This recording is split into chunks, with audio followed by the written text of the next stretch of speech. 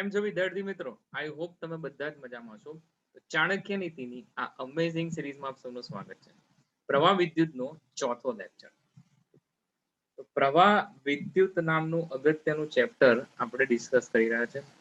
Previous 33 વર્ષના જે નીટમાં પૂછાયેલા સીબીએસઈ પીએમટી અલગ અલગ એક્ઝામમાં પૂછાયેલા પ્રશ્નો આપણે જે છે એનું ડિસ્કશન કરી રહ્યા છે. બરાબર છે. ચલો, તો આની આગળ આપણે ટોટલ 3 લેક્ચરમાં કુલ 55 જેવા પ્રશ્નો જે છે કવર કર્યા છે. ત્યાંથી આપણે આગળ વધીશું. આગળના વિડીયોઝ તમારે જોવા હોય તો પ્લેલિસ્ટ ચેક કરી લો. રાઈટ સાઈડ કોર્નર પર આઈ બટન, ત્યાં તમે ક્લિક કરશો, તમામ વિડીયો જે છે તમને અવેલેબલ થઈ જશે. ચલો, 56 નંબરથી સ્ટાર્ટ કરીએ છીએ. આકૃતિમાં દર્શાવેલ પરિપથમાં જો વાહક તારને એ અને બી બિંદુઓની વચ્ચે જોડવામાં આવે તો તારમાં પ્રવાહ ખાલી જગ્યા હશે. બી થી એ તરફ વહેતો હશે, એ થી બી તરફ વહેતો હોય, બી ના મૂલ્યથી નક્કી થતી દિશામાં વહેતો હશે કે શૂન્ય હશે. હવે સૌથી પહેલા તમને આમ લાગે અંદરથી એવી ફિલિંગ આવે કે ભાઈ હા, આ વિસ્ટન બ્રિજ છે, પરંતુ એના માટે વિસ્ટન બ્રિજની રચના તો છે, પણ બ્રિજ સમતોલનમાં છે કે નહીં એ ચેક કરવું પડે. તો આ 4 અને 4 નો ગુણોત્તર 1 ઓહ્મ, અને અહીંયા જે છે આનો ગુણોત્તર 1 અને આનો ગુણોત્તર જે છે 1/3. તો બ્રિજ સમતોલનમાં નથી. એનો મતલબ એવો થાય કે એ અને બી બિંદુઓ માટે સમાન સ્થિતિમાં ન જળવાય, એટલે એથી બી પ્રવાહ કંઈક હશે, એથી બી પ્રવાહ કંઈક જતો હશે, એટલે શૂન્ય થાય નહીં, એટલે ઓપ્શન ડી તો નહીં આવે. હવે મારે એ થી બી જાય, બી થી એ જાય, એ ચેક કરવું હોય તો એ અને બી ના સ્થિતિમાનમાં કોણ મોટું કે કોણ નાનું એના પરથી ખબર પડે. પ્રવાહ ઊંચા સ્થિતિમાનથી નીચા સ્થિતિમાન જાય તો આપણે ચેક કરીશું. સૌથી પહેલા હવે અહીંયા જો કે સીએડી શાખા, અહીંથી અહીંયા ફરો તો ટોટલ અવરોધ જે છે ને એ જો 4 અને 4 નો શ્રેણી જોડાણ. તો સીએડી શાખાનો જે અવરોધ છે એ સીબીડી શાખામાં મળતા અવરોધથી બમણો છે. જો સીબીડી શાખામાં મળતા અવરોધથી બમણો છે. નીચે 4 ઓહ્મ છે ને ઉપર 8 ઓહ્મ છે. તો ધારો કે આપણે એવું માની લઈએ કે ઉપર સીએડી શાખાનો જે અવરોધ પ્રવાહ છે એ પ્રવાહ I છે. નીચે અવરોધ અડધો હોવાથી પ્રવાહ બમણો થશે, એટલે 2I થાય. તો સીએડી શાખાનો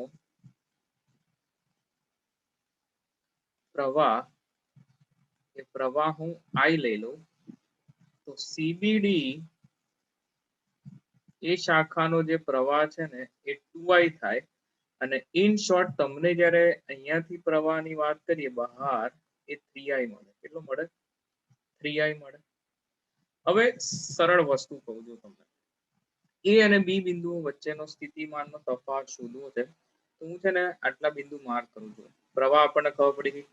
સી અને એ વચ્ચે કિર્ચોફનો નિયમ લગાડીએ તો અહીંયા જે છે ને વીસી માઇનસ વીએ, વીસી માઇનસ વીએ બરાબર IR.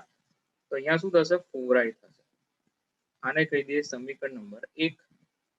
અને સી થી બી વીસી માઇનસ વીબી લઈએ તો એ થઈ જશે બેટા 2I ઇન્ટુ મતલબ IR, પણ પ્રવાહ બમણો છે તો આ 2I ઇન્ટુ 1, તો આ 2I થઈ જશે. સમીકરણ નંબર 2. હવે મારે છે ને વીએ અને એ અને બી વચ્ચેનો સ્થિતિમાનનો તફાવત જોઈએ. મારા માટે સી કામનો છે, સી કોમન પણ છે.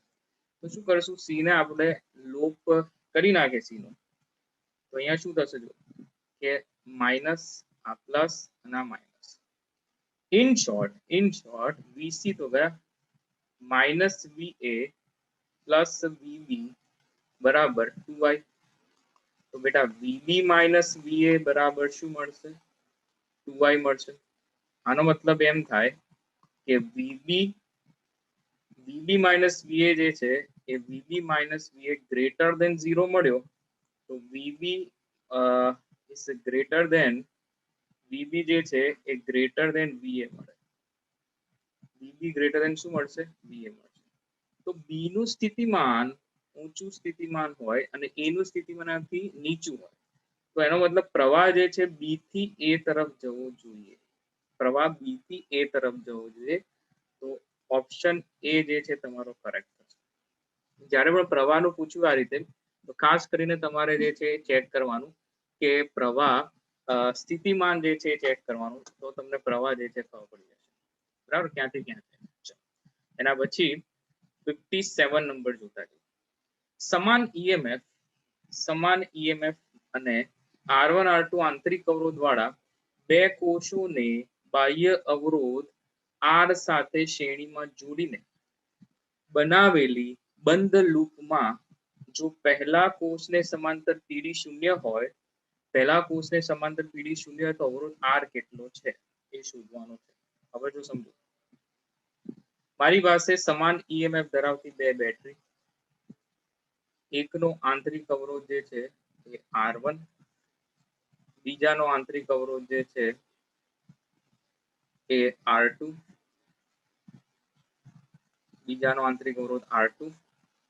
અને આની સાથે બાહ્ય અવરોધ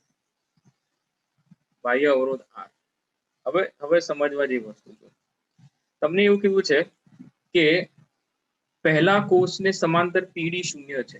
પહેલો કોષ જે છે આને 1 નંબર કહી દઈએ અને આને 2 નંબર, બરાબર. તો E1 E2 E છે ભાઈ, એટલે પહેલા કોષને સમાંતર પીડી શૂન્ય હોય એનો મતલબ ધારો કે આને સમાંતર પીડી એટલે એનો ટર્મિનલ વોલ્ટેજ અહીં V1 કીધું છે, E -IR1, પરંતુ એ શૂન્ય છે. એનો મતલબ થાય કે ઈએમએફ જે છે ને એ IR1 જેટલું થશે.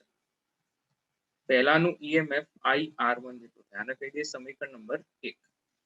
હવે છે ને મારે અવરોધ R શોધવો છે, તો હું અહીંયાથી કિર્ચોફનો નિયમ લગાડીશ, બરાબર. A થી શરૂ કરીને A પર પાછા આવી જઈએ. ચાલો, A થી શરૂ કરીને લૂપ જે છે ને આ રીતે ફેરવીએ, આ રીતે. તો અહીંથી જો અહીંયાથી પ્રવાહ આવે, ધારો કે પ્રવાહ આવી છે, એ પ્રવાહ આમ જશે, અહીંયા જશે, એ પ્રવાહ આમ જાય, અને એ પ્રવાહ આખો ફરીને આપણે આમ લૂપમાં લઈએ છીએ. તો જો કિર્ચોફનું A થી આ લઈ લો ને, B નામ લઈ લો, C અને આ D, A B C D એ બંધ ગાળા માટે કિર્ચોફના બીજા નિયમ પરથી BA થી સ્ટાર્ટ કરો. ચલો, પછી B બિંદુ આવ્યા, તો પહેલા થઈ જશે -IR. ચલો, નીચેથી ગયા અહીંયા C થી D માં કાંઈ નથી, D થી A ની વચ્ચે ધ્યાન રાખવાનું. જોઈએ પ્રવાહની દિશા આમ છે, પ્રવાહની દિશામાં જઈએ એટલે ઋણ નિશાની, IR ઋણ થાય, IR2. બેટરીના ઋણથી ધન તરફ જાઓ એટલે પોઝિટિવ સિમ્બોલ આવે બેટરીનું, +E, ફરી -IR1 અને અહીંયાથી +E બરાબર 0. હવે E IR1, E IR1 એને તો આપણે શૂન્ય કીધેલું જ છે. જો E IR1 એને શૂન્ય કીધેલું જ છે.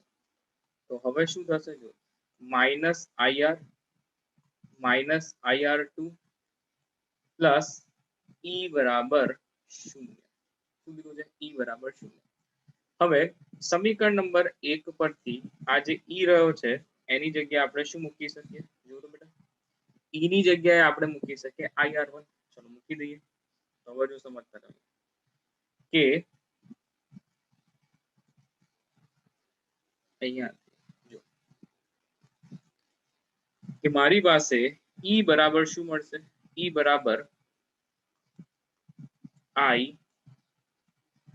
R2 plus R, R2 plus R. તો E બરાબર I R2 plus R. E ની જગ્યાએ હું શું મૂકીશ સમીકરણ નંબર 1 પરથી? IR1. તો I R2 plus I cancel, તો R1 બરાબર R2 પ્લસ R. તો બાહ્ય અવરોધ જે છે એ શું થઈ જશે? R1 minus R2. શું થશે? R1 minus R2. બાહ્ય અવરોધનું મૂલ્ય R1 માઇનસ R2 આવશે. તો ઓપ્શન જે છે યસ, ઓપ્શન ડી જે છે તમારો કરેક્ટ થશે. બરાબર છે. ચલો એના પછી 58 નંબર જોઈએ. આપેલ પરિપથમાં કુલ કેટલો પાવર ખર્ચાશે? તો આપેલ જે પરિપથ છે એમાં 3 અને 6, એ 3 અને 6 જે છે સમાંતર જોડાણ છે. હવે સમાંતર જોડાણમાં સીધું લખીએ, ઉપર ગુણાકાર નીચે સરવાળો, 18/9 આ 2 ઓમ થશે. હવે 2 ઓમ અને 4 ઓમ, બરાબર, એ પરિપથની અંદર આ રીતે ગોઠવા છે. અહીંયા જો કે આ 2 ઓમ અને 4 ઓમ એ શ્રેણીમાં ગોઠવાઈ છે. શેમાં ગોઠવા છે? શ્રેણીમાં, બરાબર. ચાલો તો જોતા જઈએ.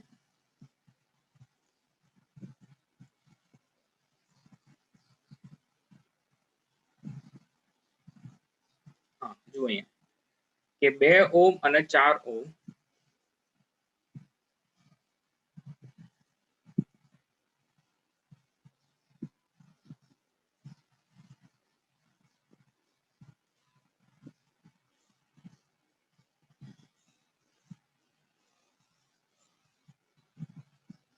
જો તો આ જે 2 ઓમ છે અને 4 ઓમ આ રીતે ગોઠવા છે. તમને પરિપથ જે છે ને વાવ મળશે. અહીંયાથી આ 2 ઓમ ગોઠવાયો અને અહીંયાથી આ 4 ઓમ ગોઠવા છે. અને આ જે રહ્યો ને, બેટરીની વાત કરીએ તો 18 વોલ્ટની બેટરી છે. હવે તમને પરિપથમાં કુલ કેટલો પાવર પૂછ્યો છે, કુલ પ્રવાહ શોધી નાખવાનો. તો કુલ પ્રવાહ જે છે એ V ના છેદમાં R. તો V છે ને 18 વોલ્ટ અને ટોટલ જે હવે થયો ને 2 અને 4 નું શ્રેણી જોડાણ, તો આ 6 થઈ ગયું, આ 3 એમ્પિયર થાય. તો પરિપથનો પાવર બરાબર શું છે બેટા? તો કે I² × R. R સમતુલ્ય 6, I છે ને કેટલો છે કે 3 નો વર્ગ, અને R સમતુલ્ય, આ જે R સમતુલ્ય છે ને એ 4 અને 2 આપણે શોધ્યા, મતલબ 6 ઓહમ છે. તો આ થઈ જશે 9 × 6, 54 વોટ થઈ જશે.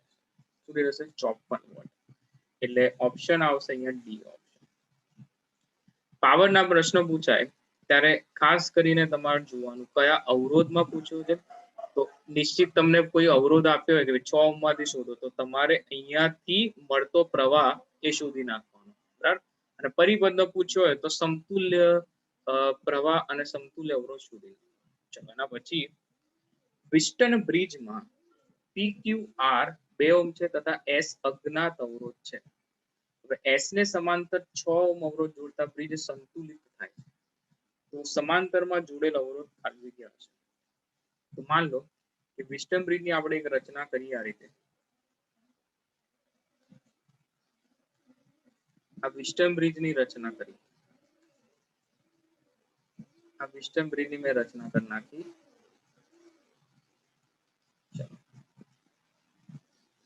આ વિસ્ટન બ્રિજની રચના થઈ ગઈ. હવે અહીંયા જે અવરોધ છે એ 2 ઓહમ, અહીંયા 2 ઓહમ, અહીંયા 2 ઓહમ છે, અને S અજ્ઞાત અવરોધ છે. S અજ્ઞાત અવરોધ છે. આ P થયો, આ Q છે અને આ R છે. જોડાણ અહીંથી હશે, બરાબર. A અને C બિંદુ વચ્ચે બેટરી જોડેલી. તમને પૂછ્યું છે બ્રિજ સંતુલનની અવસ્થામાં છે. બ્રિજ જે છે ને એ સંતુલનની અવસ્થામાં છે. તો S ને સમાંતર, S ને સમાંતર હું અહીંયા બીજો 6 ઓહમ નો અવરોધ જોડી નાખો, તો સમાંતરમાં S ને સમાંતર 6 ઓહમ નો અવરોધ જોડતા બ્રિજ સંતુલિત થઈ ગયો. તો સમાંતરમાં જોડેલો અવરોધ મતલબ જે S છે ને, આ S અજ્ઞાત અવરોધ કેટલો થાય? સમાંતરમાં જોડેલો અવરોધ નહીં, S બરાબર કેટલા થશે, બરાબર. ચલો તો હવે સમજો અહીંયા કે બ્રિજ સંતુલિત ક્યારે થાય. મેં તમને પહેલા જ કીધું કે આ S જે છે ને એ સમતુલ્ય જે છે ને એ સમતુલ્ય આ બંનેનું એ સમતુલ્ય, એટલે અજ્ઞાત અવરોધ અને આ 6 જે સમાંતર એનું સમતુલ્ય 2 આવવું જોઈએ. તો અને તો જ જો 2/2 અને છેદ અહીંયા પણ 2/2, એટલે બધી જે શરત છે ને બ્રિજ સંતુલિત હોય એના માટેની શરત R1/R2 = R3/R4 એ સંતુલિત થવી જોઈએ. તો એ શરત જે છે પરિપૂર્ણ થવી જોઈએ. મતલબ હવે અહીંયા S કેટલો હોય, હવે વિચારવાનું કે અજ્ઞાત અવરોધ આ 4 માંથી એક તો હશે. સીધી વસ્તુ છે, 1/1 ઓપ્શન મૂકતા જઈએ. ચલો ઓપ્શન A માટે, ઓપ્શન A માટે જે છે અજ્ઞાત અવરોધ જો 3 ઓહમ હોય, જો S 3 ઓહમ હોય તો 6 into 3 થશે. ધારો કે આ 3 ઓહ્મ લઈ લઈએ તો 6 into 3 ના છેદમાં 6 plus 3 મતલબ 18 ના છેદમાં 9 આ 2 ઓહ્મ થઈ જશે. જો આવી ગયો એનો મતલબ અજ્ઞાત અવરોધ 3 ઓહ્મ જ હોય. જો અજ્ઞાત અવરોધ જે છે એ 3 ઓહ્મ ના હોય તો પછી બ્રિજ સંતુલિત થાય જ નહીં, કારણ કે એના માટે 2 ઓહ્મ થી અલગ અલગ કિંમતો મળે. એટલા માટે એસ નું મૂલ્ય જે છે ને 3 ઓહ્મ જ રાખવું પડે, કારણ કે 6 ઓહ્મ અહીંયા સમાંતરમાં જોડેલો છે. તો આ બંનેનું સમતુલ્ય 2 ઓહ્મ થાય તો આ બી થી સી જે ભુજા છે એની અંદર 2 ઓહ્મ અવરોધ તો જ બનશે. બરાબર? તો લોજિક વાળો ક્વેશ્ચન છે. સીધે સીધો જવાબ આપી શકો કે એસ ને સમાંતર 6 ઓહ્મ અવરોધ જોડતા બ્રિજ સંતુલિત થાય તો સમાંતરમાં જોડેલો અવરોધ નહીં, એસ નું મૂલ્ય કેટલું હશે? તો એસ નું મૂલ્ય જે છે 3 ઓહ્મ હશે. ક્વેશ્ચન આ રીતે હશે. બરાબર છે? ચલો એના પછી 60 નંબર જોઈએ. નીચે આપેલ પરિપથમાં 2 ઓહ્મ અવરોધમાંથી 3 એમ્પિયરનો પ્રવાહ વહેતો હોય તો 5 ઓહ્મના અવરોધમાં વિકિરણ પામતો પાવર. હવે જ્યારે પાવર પૂછે, મેં આગળ પણ તમને કીધું કે જે તે અવરોધમાં પૂછ્યું હોય તો જે તે અવરોધમાંથી કેટલો પ્રવાહ આવશે ને એ શોધી નાખવાનો. પરંતુ અહીંયા I1 જ ખબર છે.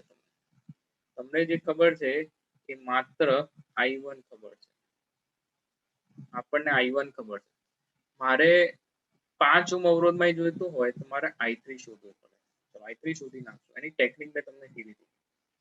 છેલ્લા લેક્ચરમાં આપણે ડિસ્કસ કરી ચૂક્યા છે.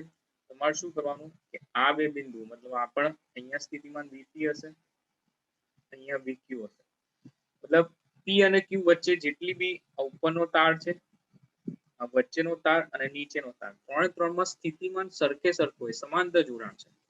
તો 2 ઓહ્મ માટેનો વિદ્યુત સ્થિતિમાનનો તફાવત 2 ઓહ્મ માટે વિદ્યુત સ્થિતિમાનનો જે તફાવત હશે એટલો જ તફાવત તમને અહીંયા 5 અને 1 એનું સમતુલ્ય 6 ઓહ્મ થશે. તો 6 ઓહ્મ માટે વિદ્યુત સ્થિતિમાનના તફાવત એ બંને સરખા થાય, કારણ કે સમાંતરમાં જોડેલા છે. 2 ઓહ્મ અને 6 ઓહ્મ સમાંતરમાં જોડ્યા છે.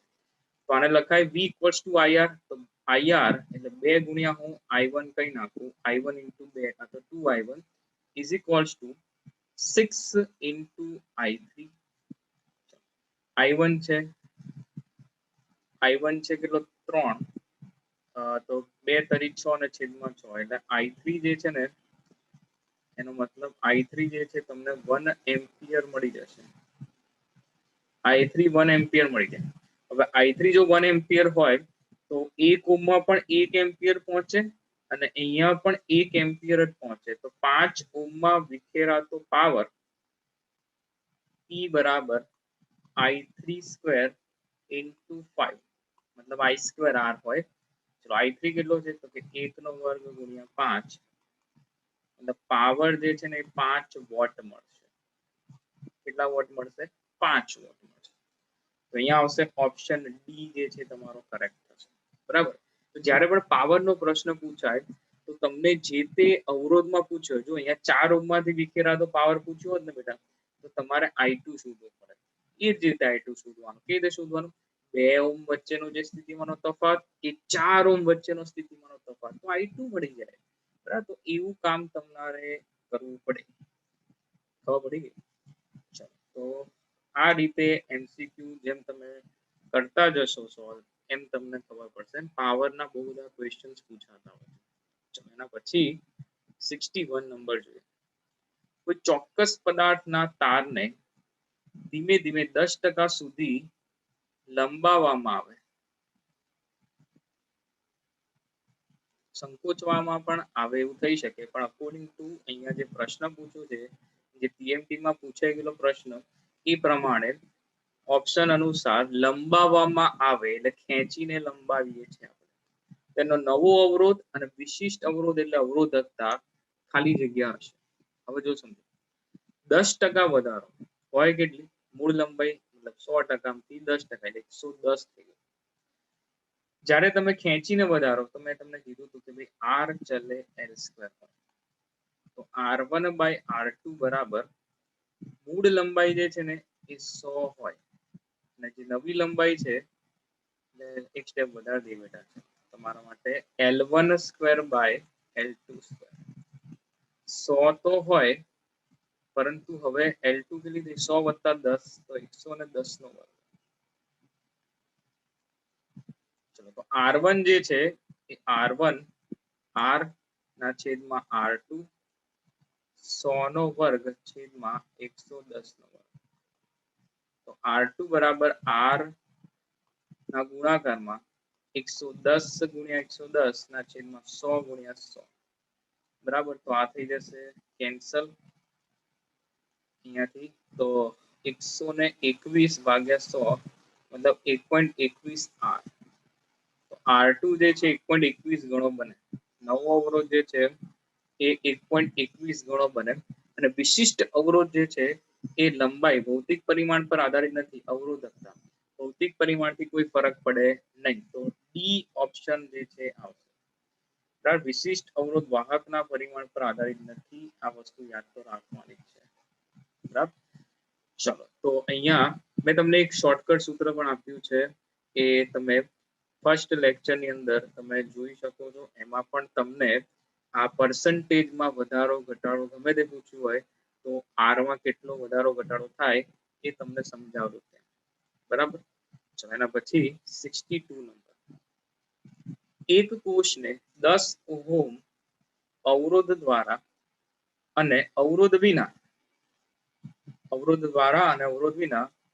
L1 110 સેન્ટીમીટર તથા 100 સેન્ટીમીટર એટલે L2 પોટેન્શિયોમીટર તાર પર સંતુલિત કરવામાં આવે છે તો તારનો આંતરિક અવરોધ કેટલો પોટેન્શિયોમીટરના ઉપયોગમાં આંતરિક અવરોધ શોધવાનું સૂત્ર આપેલું છે અને એ આંતરિક અવરોધ શોધવાનું સૂત્ર સ્મોલ r એટલે આંતરિક અવરોધ બરાબર capital R L1 by L2 minus 1 એટલે આ 10 ઓહમ L1 110 L2 100 ઓછા 1 તો 10 ને આ થઈ જશે 1.1 ઓછા 1 એટલે 10 ગુણ્યા 0.1 એટલે 1 ઓહમ થઈ જશે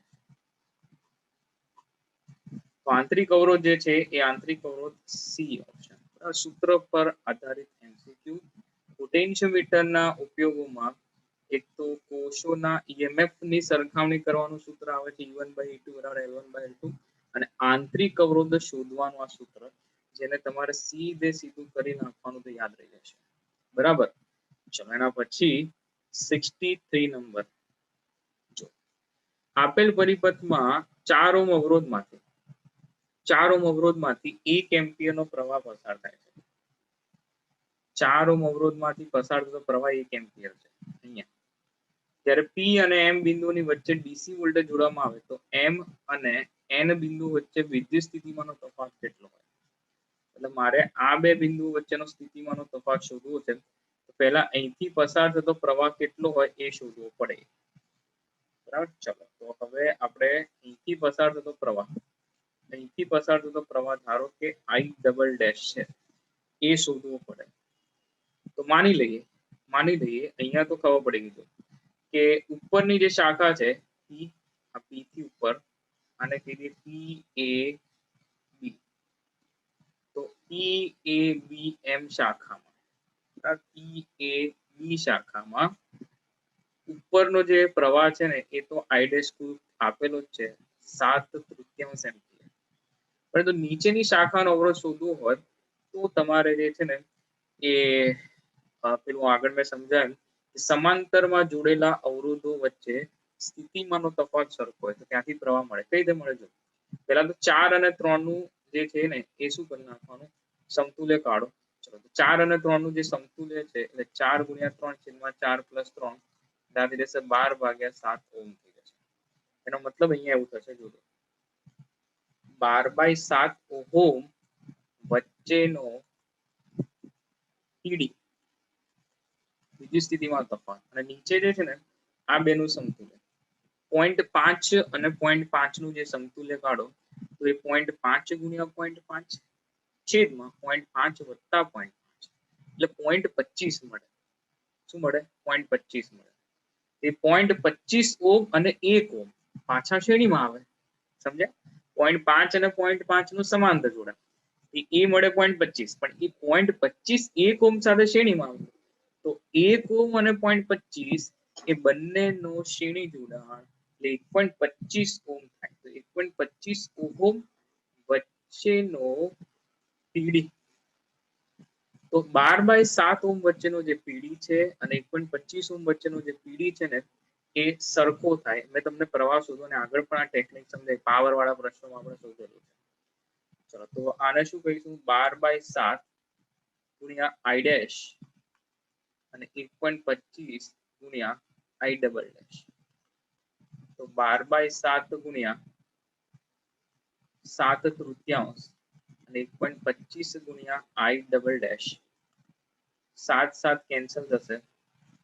તો 12/3 ગુણ્યા 1.25 બરાબર I ડેશ તો I ડબલ ડેશ છે તો 3 ચોકે 12 થશે અને 1.25 એટલે ઉપર 400 ભાગ્યા 1.25 હવે 125 ના વડે છેદ ઉડાડો તો 125 ગુણ્યા 3 કરશો એટલે 375 થાય એટલે 375 થાય વધે બીજા 25 એટલે પોઈન્ટ મૂકો અને બીજા 25 વધશે તો એક પોઈન્ટ અહીંયા કાપીએ એટલે 250 અને 3.2 થશે I ડબલ ડેશ કેટલો થશે 3.2 એમ્પિયર બેટા અહીંયા નીચેનો જે પ્રવાહ છે ને એ તમે શોધી નાખો એટલે તમને પ્રવાહ શોધવાની ટેકનિક સમજાવી તમારે શું કરવાનું કે ઉપર અને નીચેની શાખામાં પહેલા સમતુલ્ય અવરોધ શોધી નાખવાના જે પહેલા મેં આ શોધ્યું પછી આનું આ બંનેનું ભેગું કામ કર્યું બરાબર ચલો તો આ થઈ ગયું બેટા 3.2 એમ્પિયર નીચે એટલે મતલબ 1 ઓહ્મ માંથી પ્રવાહ જે નીકળે છે ને એ 3.2 એમ્પિયર હવે શું કરીશું જો હવે શું કરવાનું છે જો હવે n અને m વચ્ચેનો પીડી VNM બરાબર IR I double dash R થાય હવે I ડબલ ડેશ R એટલે 3.2 ગુણ્યા 1 એનો મતલબ થાય 3.2 વોલ્ટ શું થઈ જશે 3.2 વોલ્ટ તો જવાબ આવશે અહીંયા વિદ્યુત સ્થિતિમાનનો તફાવત જે છે કેટલો હશે 3.2 વોલ્ટ હશે તો 1 ઓહ્મ વચ્ચેનો પીડી પૂછ્યો છે અહીંયા 2 ઓહ્મ પૂછ્યું હોત તો પછી એના માટે IR માં બમણો થાક વોલ્ટેજ પરંતુ પ્રવાહ પહેલા શોધવો પડે તો વિદ્યુત સ્થિતિમાનનો તફાવત મળે બરાબર સારો એવો MCQ 63 નંબરનો ચલો એના પછી આગળ વધીએ 64 નંબર આપેલી આકૃતિ માટે કયું સમીકરણ સાચું છે હવે નીચેના સમીકરણ ના ચેક કરાય આપણે આકૃતિ માટે સમીકરણ બનાવવાનું પછી જોવાનું કયું બંધ બેસે છે બરાબર હવે જો સમજો કે પહેલા EMF E1 માંથી I1 પ્રવાહ આવે છે આ જંક્શન બનશે આમાં તો એ બિંદુ આ બી બિંદુ એ અને બી જંક્શન થશે અને I2 પણ અહીંયા ભેગા થાય તો I1 અને I2 બંને ભેગા થાય એ બિંદુએ બંને ભેગા થઈને I બનાવશે તો I પ્રવાહ જશે પાછો I પ્રવાહ જે છે એ બી પર છૂટો પડશે અને અહીંયા જે છે I1 જશે અને અહીંયા જે છે ને I2 પ્રવાહ જશે ચલો હું શું કરીશ જો સમજો હું છે ને ઉપરની શાખા ઉપરનું લૂપ શાખા નહીં ઉપરનું લૂપ આ C આ D આ X અને Y નામ ગમે તે આપી શકો બેટા ઉપરનું લૂપ અને નીચેના લૂપનું પહેલા એક સમીકરણ બનાવી પછી ચેક કરીએ જો એ પણ ના થતું હોય તો પછી જે મોટું લૂપ છે ને XCDYX સમીકરણ બનાવીશ અને પછી ચેક કરીશ કે ભાઈ આમાંથી કયું બંધ બેસે ચલો પહેલા તો AC DBA બંધ ગાળા માટે ACDBA બંધ ગાળા માટે શું થશે તો A થી શરૂઆત કરીએ C પર પહોંચ્યા કઈ નથી C થી D જે છે ને એ -IR થશે પ્રવાહની દિશામાં IR ઋણ લેવાનું ચલો -IR D થી બી કાંઈ નથી D થી આમ જોઈએ એનો મતલબ પ્રવાહની દિશામાં એટલા થઈ જશે -IR1 અહીંયા માઇનસ થી આ પ્લસ તો પ્લસ E1 થઈ જશે બરાબર શું થઈ ગયું હવે જો સમજો કે આવું કોઈ સમીકરણ જે છે એ તમને E1 ના સ્વરૂપમાં જો E1 વાળા સમીકરણમાં દેખાય છે, જો લખું આને થોડું મોડિફાઈ કરી કે I બરાબર જે છે ને I બરાબર I1 પ્લસ I2 આવું તો છે જ, એ તો ખબર જ છે, પણ E1 ધન minus I common R plus R1 શું આવું એક સમીકરણ મળે છે તમને? ના, આવું સમીકરણ નથી મળતું, મતલબ આ બંધગાળા માટે નહીં આવે.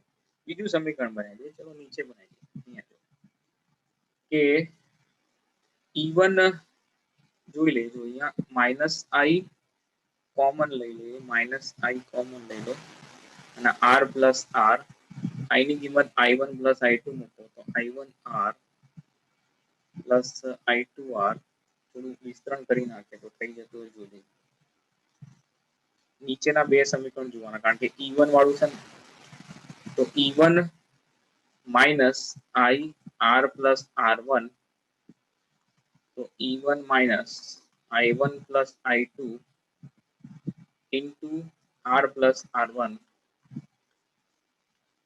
E1 minus I1 R minus I1 R1 plus I2 R અને plus I2 R1, બરાબર?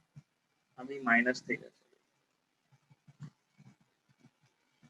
આ પણ માઇનસ થઈ જશે, તો I1 કોમન I1 R1 બરાબર નહીં થાય, નહીં આવે આ સમીકરણ. ચલો હજી એક સમીકરણ બનાવી દઈએ, પછી ચેક કરી લઈએ.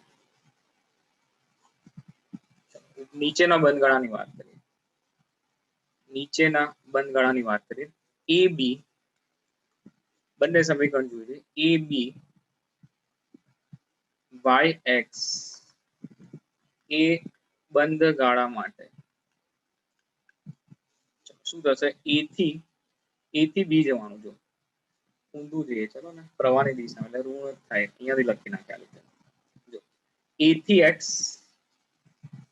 એક્સ આમ જઈએ છો, આમ એ થી એક્સ વાય બી એ, તો એ થી એક્સ પ્રવાહ જે છે ને પ્રવાહની વિરુદ્ધ દિશામાં એટલે plus I2 R2 minus E2, અહીંયાથી જો આ પ્લસ આ માઇનસ ફરી પ્રવાહની દિશામાં એટલે આ થઈ જશે માઇનસ I1 R1 પછી પ્લસ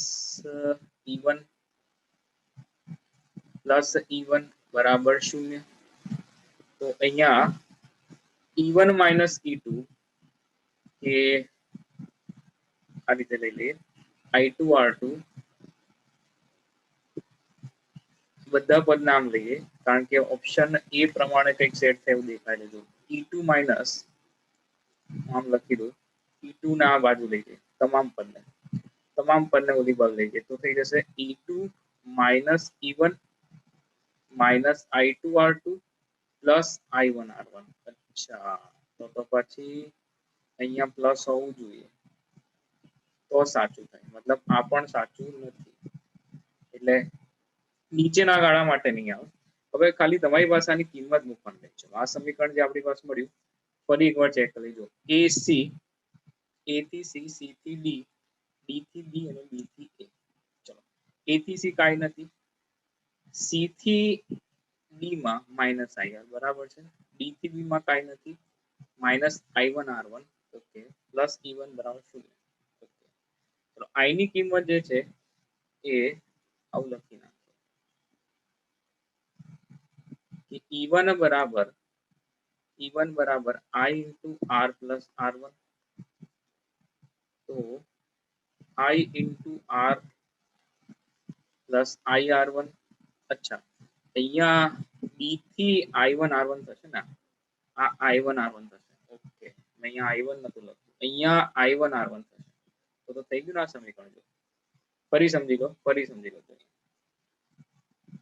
ઉપરના બંધગાળા માટે અહીંયા ઉપરનો બંધગાળો ACDBA બંધગાળા માટે ફરી કહું છું, એ થી તમે જાઓ, એ થી સી જાઓ, બરાબર, તો એ થી સી કાંઈ નથી, સી થી ડી માઇનસ છે પ્રવાહની દિશા, ઓકે, ડી થી બી જે છે કાંઈ નથી, બી થી અવરોધમાં નીકળો તો I1 પ્રવાહ છે, I લખે એટલે અહીંયા I1 થઈ જશે, બરાબર, આ I1 થઈ જશે અને માઇનસ થી પ્લસ જઈએ તો પ્લસ E1 બરાબર 0. તો હવે જો શું મળશે તો કે E1 માઇનસ IR, I ની જગ્યાએ શું મૂકી શકું I1 પ્લસ I2, કારણ કે જંક્શન પાસે અહીંયા જે પ્રવાહ ભેગા થાય છે તો I બરાબર I1 પ્લસ I2 થશે. તો E1 minus I1 plus I2 into R, I1 plus I2 into R બરાબર. જુઓ I1 plus I2 into R અને માઇનસ I1 R1 બરાબર 0. હવે આ સમીકરણને થોડું ધ્યાનથી જુઓ કે હવે આ મેચ થાય છે. નીચેનું લૂપ તો કેન્સલ થઈ ગયું, એવું તો આવતું નથી. મેં તમને સમજાવ્યું કે અહીંયા પ્લસ હોત તો આન્સર રાઈટ હોત, પણ ઓપ્શન આ તો નથી. હવે ચેક કરીએ તો કે E1 વાળું પદ જોઈએ. E1 માઇનસ સી ઓપ્શન જુઓ, E1 minus I1 plus R2 R, આવું તો થાય નહીં, આ તો તદ્દન ખોટું છે. સી ઓપ્શન રોંગ છે. D option E1 minus I1 plus E1 minus I1 plus I2 હોવું જોઈએ. અહીંયા શું હોવું જોઈએ I2 હોવું જોઈએ. I1 plus I2 into R minus I1 R1, તો ડી ઓપ્શન જે છે તમારો રાઈટ થશે. ડી ઓપ્શન રાઈટ હશે. અહીંયા જે છે ને I1 પ્લસ I2 હોવું જોઈએ, અહીંયા I1 પ્લસ I2, તો ડી ઓપ્શન જે છે રાઈટ થશે. થોડી પ્રિન્ટિંગ એરર છે બરાબર. એનો મતલબ તમારે બંને લૂપ બનાવવાના. આ ટાઈપનો ક્વેશ્ચન પૂછાય કયું સમીકરણ સાચું છે, બે લૂપ છે, તમારે બે બંધ ગાળા પર જે શોધી લેવાનું અને પછી અહીંયા ચેક કરી લેવાનું કે ભાઈ હા કયું સમીકરણ સાચું બરાબર. બી ઓપ્શન જે છે એ બી ઓપ્શન નો કોઈ મતલબ જ નથી, બી ઓપ્શન તો થશે જ નહીં. એટલે અહીંયા ડી ઓપ્શન જે છે ને રાઈટ થશે. E1 minus I1 plus I2 R minus I1 R1 બરાબર 0. ચલો એના પછી આગળ વધીએ 65 નંબર પર. જો એક વિદ્યાર્થી કોષ EMF E તથા આંતરિક અવરોધ R વાળા વિદ્યુત સ્થિતિમાનના તફાવત V ને તેમાંથી પસાર થતા પ્રવાહ I ના વિધેય તરીકે માપે છે. તો V વિરુદ્ધ I નો આલેખનો ઢાળનો અંતખંડ અને ઢાળ શું હશે? તો વિદ્યાર્થી જે છે ને એ V વિરુદ્ધ I નો આલેખ દોર્યો હશે. એકચ્યુઅલીમાં ટર્મિનલ વોલ્ટેજ છે ને V બરાબર E માઇનસ IR છે. તો જો આને હું આવું લખું V બરાબર માઇનસ IR પ્લસ E, આ જે સમીકરણ રહ્યું સમીકરણ 1 ને y બરાબર mx પ્લસ c સાથે સરખાવતા, mx પ્લસ c સાથે સરખાવતા, તો v વિરુદ્ધ I નો આલેખ દોર્યો હશે એટલે y અક્ષ પર v હશે ને x અક્ષ પર જે છે ને I હશે. તો ઢાળ શું મળશે? જો x નું સહગુણક જે છે એ ઢાળ હશે, માઇનસ r કહી દેવાય, અને અંતખંડ જે છે એ c એ e હશે. શું હશે? e હશે. તો અહીંયા ઢાળ m બરાબર માઇનસ r અને અંતખંડ e બરાબર c બરાબર e હશે. તેનો મતલબ થાય ઓપ્શન જે છે જો v વિરુદ્ધ I ના આલેખનું ઢાળ અને અંતખંડ e અને ઢાળ માઇનસ r વાળો આ ઓપ્શન છે, ઉલટો છે, આ ખોટો છે. ઓપ્શન એ આવશે, ઓપ્શન રાઈટ. ચલો એના પછી આગળ વધીએ 66 નંબર. નીચેના બે વિધાનો ધ્યાનમાં લો. કિર્ચોફનો જંક્શનનો નિયમ વિદ્યુતભાર સંરક્ષણનો નિયમ છે, સાચું છે. મેં તમને પહેલા જ સમજાવ્યું કે જંક્શનનો નિયમ એટલે પ્રથમ નિયમ. એ પ્રથમ નિયમ વિદ્યુતભાર સંરક્ષણનો નિયમ છે. જેટલો વિદ્યુતભારનો જથ્થો જંક્શન પર ભેગો થતો હોય એટલો જંક્શનમાંથી બહાર આવશે. એટલે કિર્ચોફનો લૂપનો નિયમ છે કે બીજો નિયમ છે એ શક્તિ સંરક્ષણ એટલે કે ઉર્જા સંરક્ષણના નિયમને અનુસરે છે. તો એ પણ સાચું. એનો મતલબ એ અને બી બંને ખોટા છે. ના, ઓપ્શન નહીં આવે. એ સાચું, બી બંને સાચા, એટલે ડી ઓપ્શન આવશે. ડી ઓપ્શન બરાબર. પહેલો નિયમ એ વિદ્યુતભાર સંરક્ષણનો નિયમ અને બીજો નિયમ જે છે એ ઉર્જા સંરક્ષણનો નિયમ, રાઈટ. એના પછી 67 નંબર કરીએ. જો 1 મીટર લંબાઈ દીઠ જેનો અવરોધ 12 ઓહ્મ છે, 1 મીટર લંબાઈ દીઠ અવરોધ આપે, ટોટલ અવરોધ ના આપે. હવે એવા તારને વાળીને 10 સેન્ટીમીટર ત્રિજ્યા વાળું વર્તુળ બનાવ્યું છે. 10 સેન્ટીમીટર ત્રિજ્યા વાળું વર્તુળ બનાવ્યું. અને આગળના લેક્ચરમાં તમને એક એવું કહી દીધું હતું કે ભાઈ એક તાર છે એનો અવરોધ R છે અને એના વ્યાસાંત બિંદુ વચ્ચેનો અવરોધ કેટલો થાય. તો તમને ટોટલ અવરોધ જે છે ને આપી દીધું. તમને એવું કીધું કે 10 સેન્ટીમીટર ત્રિજ્યા વાળું વર્તુળ બનાવતા તેના વ્યાસાંત આવેલા બિંદુ વચ્ચેનો અવરોધ કેટલો હોય. તો A અને B વ્યાસાંત બિંદુઓ છે, આની વચ્ચેનો અવરોધ કેટલો હોય એ શોધવાનો છે. પરંતુ અહીંયા તમને કુલ અવરોધ નથી ખબર. કુલ અવરોધ જે છે એ તમને નથી ખબર. ધારી શકો, હા R ધારી શકો, પરંતુ એ R ધારીને ઓપ્શનમાં જવાબ નહીં આવે, કારણ કે તમે R ના ટર્મ્સમાં જે છે જવાબ છે. શું કરવું છે તો સમજો. 1 મીટર દીઠ 1 મીટર લંબાઈ દીઠ અવરોધ 12 ઓહ્મ છે. 1 મીટરની લંબાઈ તમે ફરો તો 12 ઓહ્મનો અવરોધ મળે. એનો મતલબ એવો થાય. તો જ્યારે તમે તારને વાળો અને વર્તુળ બનાવો એટલે આખો પરિઘ જે છે એ 2πr થઈ જશે. બરાબર, કેટલો થઈ જશે? 2πr. માની લો કે આની ત્રિજ્યા જે છે એ R છે, સ્મોલ r. તો હવે શું કહીશું, જુઓ અહીંયા કે તારનો કુલ અવરોધ એ કેવી રીતના શોધે. તારનો જે કુલ અવરોધ છે એ કેવી રીતના શોધે? તો કે તમે તારને વાળીને શું બનાવ્યું? વર્તુળ બનાવ્યું. મતલબ જે બી કાંઈ અવરોધ હશે એ ક્યાં ગોઠવાયો છે? પરિઘ પર ગોઠવાયો છે. તો જે પરિઘ જે છે એ પરિઘ ગુણ્યા એકમ લંબાઈ દીઠ અવરોધ. એકમ લંબાઈ દીઠ અવરોધ. તારનો કુલ અવરોધ એટલે કે આખો જે પરિઘ હોય એ અને ગુણ્યા એકમ લંબાઈ દીઠ અવરોધ, એટલે પાછો તમને R મળી જાય. બરાબર, તો આવું કહી શકાય કે 2πr આ લંબાઈ કહેવાય અને ગુણ્યા R/L કર્યું, LL કેન્સલ થાય તો પાછો R મળે. તો આ સૂત્ર જે છે ને યાદ રાખવાનું, જ્યારે તમને R ન આપ્યો હોય, ખાલી એકમ લંબાઈ દીઠ અવરોધ આપ્યો હોય, તો તારનો કુલ અવરોધ એ કુલ અવરોધ બેટા આટલો થશે. હવે પરિઘ ગુણ્યા એકમ લંબાઈ દીઠ અવરોધ. પરિઘ કેટલો છે? જો પરિઘ જે છે ને એ 2πr ગુણ્યા એકમ લંબાઈ દીઠ અવરોધ છે ને એ કેટલો છે? 12 ઓહમ પર 1 મીટરની લંબાઈ. તો ભાઈ આ 1 મીટર જે છે છેદમાંથી લખવાની જરૂર છે નથી. તો 12 ગુણ્યા 2πr એટલા થઈ જશે 24πr. 24πr આપણે સ્મોલ r કન્સિડર કર્યો છે.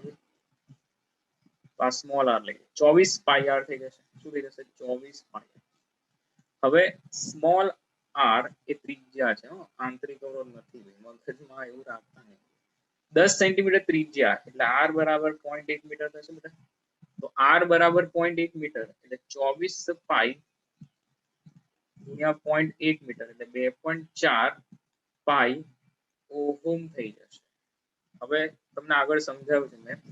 ધારો કે કુલ અવરોધ R હોય તો જ્યારે તમે પરિઘથી બેટરી જોડો તો ઉપર જે છે ને R/2 ઓહમ આવશે, સરખો વહેંચાય. અહીંયા પણ R/2 ઓહમ જેટલો વહેંચાય. તો RAB જે સમતુલ્ય છે ને એ R/2 ઇન્ટુ R/2 સમાંતર જોડાણ થાય. એકચ્યુઅલીમાં બેટરી અહીંયા જોડીએ તો ઉપરની શાખાનો અવરોધ અને નીચેની શાખાનો અવરોધ બંને સમાંતરમાં આવે. બરાબર, તો R/2 ઇન્ટુ R/2 R²/4 નીચે R, તો આ થઈ જશે R/4. હવે R કેટલો છે? R જે છે તમને મળ્યો એ 2.4 પાઈ ઓહમ મળ્યો. તો હવે તમે શું કરશો? અહીંયા 2.4 પાઈ ના છેદમાં 4 એટલે 4 છંગ 24 થશે, પણ 2.4 છે એટલે 0.6 પાઈ ઓહમ થઈ જશે. કેટલો થશે? 0.6 પાઈ ઓહમ થઈ જશે. તો ઓપ્શન આવશે અહીંયા, ઓપ્શન ડી આવશે. લાસ્ટ લેક્ચરની અંદર તમે જોયું કે ભાઈ આપણને કહી દીધું કે ટોટલ અવરોધ R છે અને એને તારને વાળીને વર્તુળ બનાવીએ તો એના બે છેડા વચ્ચેનો સમતુલ્ય કેટલો થાય. જો વ્યાસાંત બિંદુએ બેટરી જોડે તો તમને ખબર પડી કે એમાં R/4 આવતો. અત્યારે જે પ્રશ્ન આપ્યો એની અંદર તમને મીટર લંબાઈ દીઠ અવરોધ આપે, તો એના પરથી પહેલા ટોટલ અવરોધ આ સૂત્ર પ્રમાણે શોધવો પડે. બરાબર છે. ચલો તેના પછી જઈએ 68 નંબર પર. પોટેન્શિયોમીટરના તાર પર વિદ્યુત સ્થિતિમાન પ્રચલન કે અચળાંક છે, વોલ્ટ પર સેન્ટીમીટર છે. હવે સમજો કે 1 અને 2 તથા 1 અને 3 વચ્ચે જોડાણ ન હોય તો 1 એમ્પિયર પ્રવાહ મળે છે. અહીંયા આકૃતિ આપેલી છે, આકૃતિ જોઈને ગભરાવાનું નહીં. પ્રશ્ન ઘણા સરળ હોય છે, આકૃતિ ભલે મોટી હોય.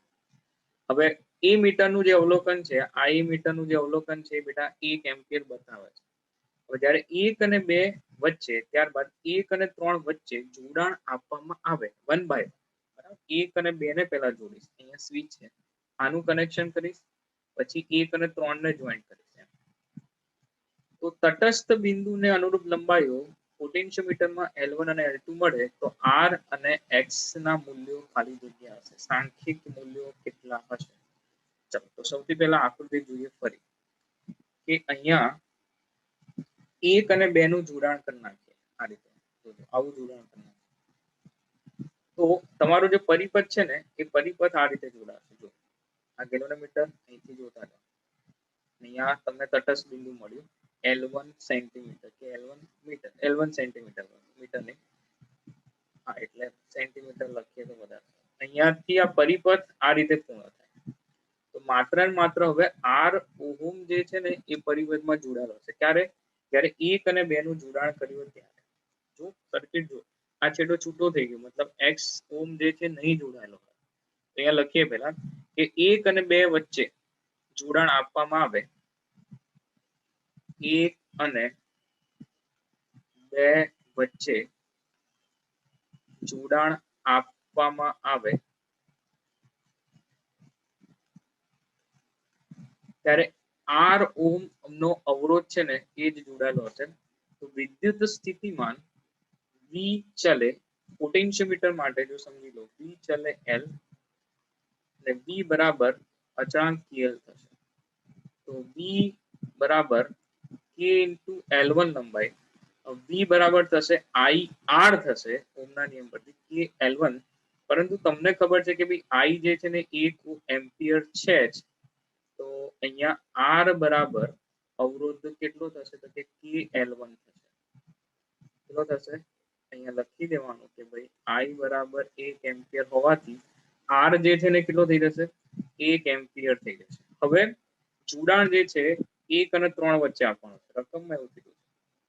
ચલો આને ફરી પૂછી નાખીએ આપણે, જોતા જઈએ, બહુ મજા આવશે. જો સ્વિચ જે છે ને એનું જોડાણ આવું કરવાનું છે 1 અને 3. ચલો હવે આને જોડી નાખીએ તો આ નકામું થઈ ગયું આટલો વાર. હવે કેવું જોડાણ થઈ ગયું? જો હવે અહીંયાથી બીજે ક્યાંક તટસ્થ બિંદુ મળ્યું હશે L2 સેન્ટીમીટરે અને એ તમને પાછો આવું જોડાણ મળે. જો હવે આ જોડાઈ ગયું ભાઈ, X જે છે પરિપથમાં જોડાય. હવે આવું જોડાણ છે ને, હવે આ બંને ભેગા થઈને બેટા શું આપે? R પ્લસ X ઓહમ આપશે. તો હવે શું થશે? જો અહીંયા કે 1 અને 3 વચ્ચે, 1 અને 3 વચ્ચે જોડાણ આપવામાં આવે, જોડાણ આપવામાં આવે તો વિદ્યુત સ્થિતિમાનો જે તફાવત છે એને આપણે લખીશું KL2. અહીંયા કીધેલું છે L2, પરંતુ પ્રવાહ I into IR થાય તો I into શું થશે? R પ્લસ X ઓહમ થઈ જશે, આ KL2 થશે. હવે I તો 1 એમ્પિયર છે જ. ચલો R ની કિંમત મૂકી દે KL1 પ્લસ X ના KL2, તો X બરાબર KL2 માઇનસ L1. તો હવે R અને X ની જે કિંમત તમને પૂછી હતી બેટા, એ કિંમત તો જો તમને કેટલી મળશે તો કે R ની કિંમત KL1 છે, તો KL1 આ તો નહીં આવે, આમાં જો KL1 ને પેલી KL2 માઇનસ L1. અચ્છા, તો બી ઓપ્શન આવશે.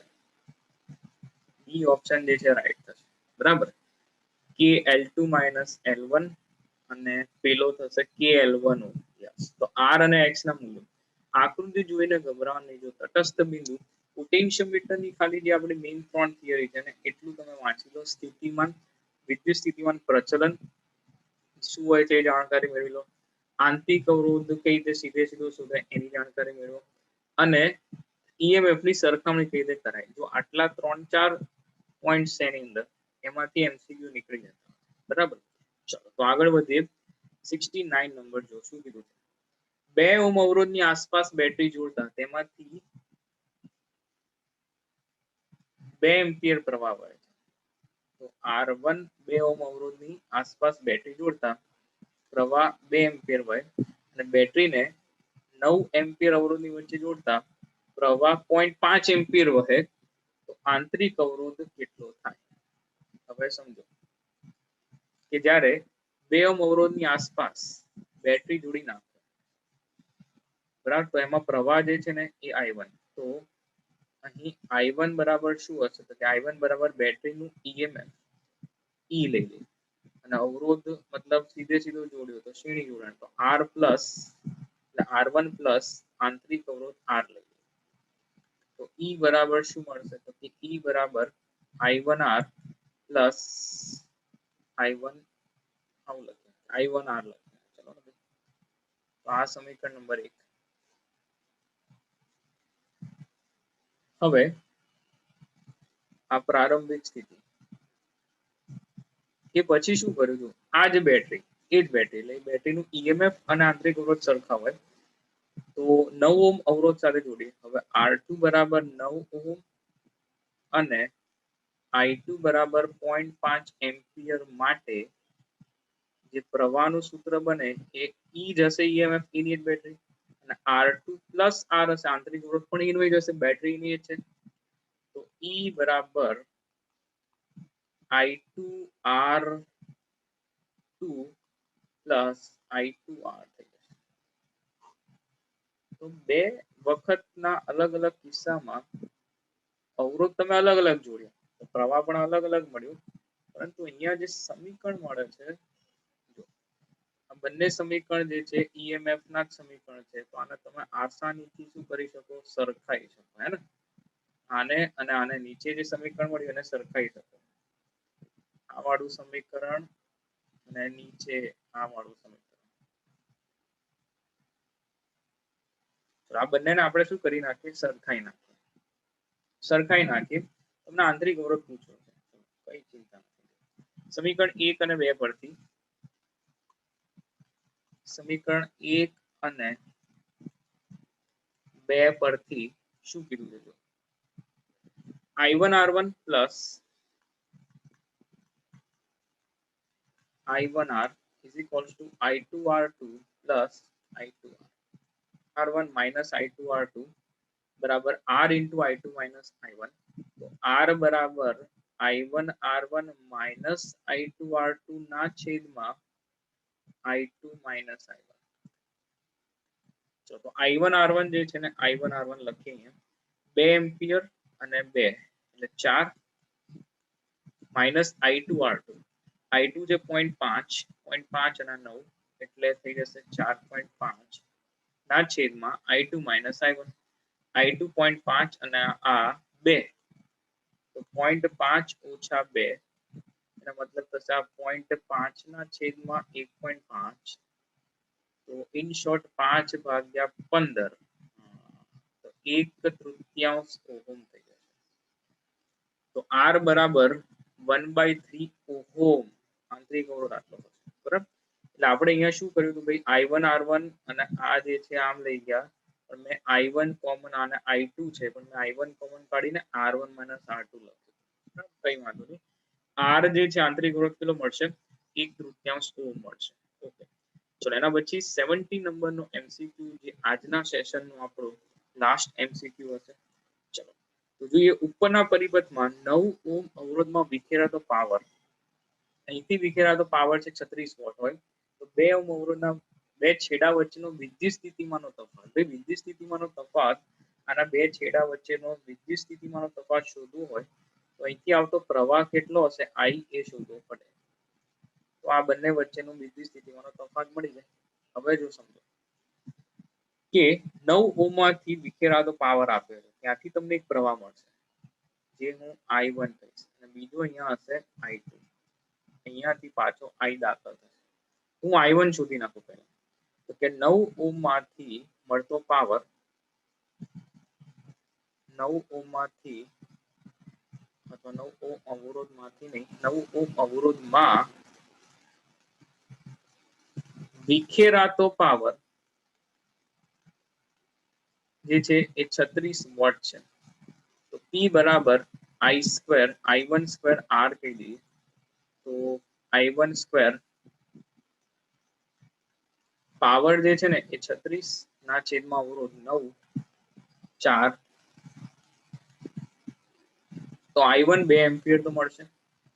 તો I1 2 એમ્પિયર મળી ગયો. હવે શું કરીશું? હવે જો I1 જે છે 2 એમ્પિયર થઈ ગયો. હવે તમને એક ટેકનિક શીખવાડી છે.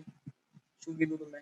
અહીંયા જે છેડાનો સ્થિતિમાનો હોય એટલા જ સ્થિતિમાં મતલબ ઉપરની 9 ઓમ વચ્ચે જે પીડી આવતો હોય એ 6 ઓમ વચ્ચે આવે. તો શું કરવાનું? અહીંયા જો બેટા 9 ઓમ વચ્ચેનો પીડી બરાબર 6 ઓમ વચ્ચેનો પીડી. તો 9 ઇન્ટુ I1 બરાબર 6 ગુણ્યા I2. ચલો તો હવે I1 જે છે ને એ 9 ગુણ્યા 2 ના છેદમાં 6 બરાબર I2. તો I2 બરાબર 18 ભાગ્યા 6 એટલે 3 એમ્પિયર થઈ જશે. તો I2 3, I1 જે છે એ 2 એમ્પિયર. તો I કેટલો થાય? I જે છે I1 પ્લસ I2 હોય. જંક્શન છે ને અહીંયા જો જંક્શન I2 અહીંયાથી એ I2 આવ્યો ને અહીંથી I1 આવ્યો. I બરાબર I1 પ્લસ I2. તો I1 પ્લસ I2 મતલબ 2 વત્તા 3 5 એમ્પિયર. હવે એ પ્રવાહ અહીંથી આવશે 2 ઓમ અવરોધ પાસે. તો 2 ઓમ અવરોધ વચ્ચેનો પીડી 2 ઓમ અવરોધ વચ્ચેનો પીડી એને આપણે V2 કહીએ. 2 ઓમ અવરોધનો વોલ્ટેજ V2 બરાબર ટોટલ પ્રવાહ ઇન્ટુ એ અવરોધ એટલે 2 વત્તા 3 5 એમ્પિયર ગુણ્યા 2 ઓમ એટલે 10 વોલ્ટ થઈ જશે. તો V2 બરાબર કેટલા થઈ જશે? 10 વોલ્ટ. તો V2 બરાબર 10 વોલ્ટનો સ્થિતિમાનનો તફાવત થશે. બે છેડા વચ્ચેનો સ્થિતિમાનનો તફાવત 10 વોલ્ટ થાય. બરાબર. ચલો તો અહીંયા વિખેરાતો પાવર આપ્યો છે અને એના પરથી સ્થિતિમાનનો તફાવત પૂછ્યો છે. ઘણી વાર સ્થિતિમાનનો તફાવત આપે છે અને પાવર પૂછે છે. મતલબ દરેક વસ્તુ તમે સમજો કે પ્રવાહ શોધવા માટેની આ ટેકનિક દરેક ક્વેશ્ચનમાં આપણે વાપરીએ. સામસામેની શાખામાં અલગ અલગ પ્રવાહ હોય, સમાંતરમાં પ્રવાહ બદલાય, પરંતુ જો તમારે પ્રવાહ શોધવું હોય તો સ્થિતિમાન સરખા જેવું ગણીને પ્રવાહ ગણી શકાય. બરાબર. તો 70 નંબરના MCQ જે CBSE PMT 2011 માં પૂછેલો ત્યાં સુધીનો આજનો સેશન આપણે રાખીએ છીએ. આઈ હોપ કે તમને દરેક MCQ ની અંદર જે છે એ સરસ રીતે સમજાઈ ગયું છે. તો આ જ રીતે બસ પ્રેક્ટિસ કરતા રહો. મળીએ નેક્સ્ટ સેશનમાં જેમાં આપણે 70 થી આગળના MCQ લઈશું અને ઓલમોસ્ટ આ ચેપ્ટર કમ્પ્લીટ કરવાનો આપણે પ્રયાસ કરીશું. બરાબર છે. તો મળીએ નેક્સ્ટ સેશનમાં. Till then take care.